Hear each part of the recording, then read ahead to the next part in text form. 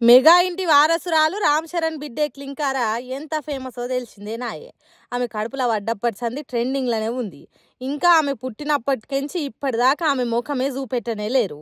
ఇక చూపిస్తారు చూపిస్తారని ఫ్యాన్స్ అంతా వేయి కళ్ళతో ఎదురు చూస్తుర్రు. మరి ఆమె ముఖం ఎప్పుడు చూపిస్తారో తెలియదు కానీ ఆమె గురించి ఓ ముచ్చట వైరల్ అవుతుంది ఇప్పుడు. అదేందో చూసి తరించుర్రిగా.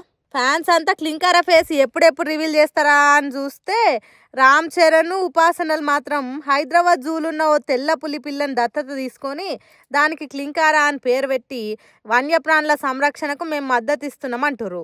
ఇవాళ చిన్నతల్లి రెండో పుట్టినరోజట, అందుకే ఇంతటి మంచి పని చేసిర్రట.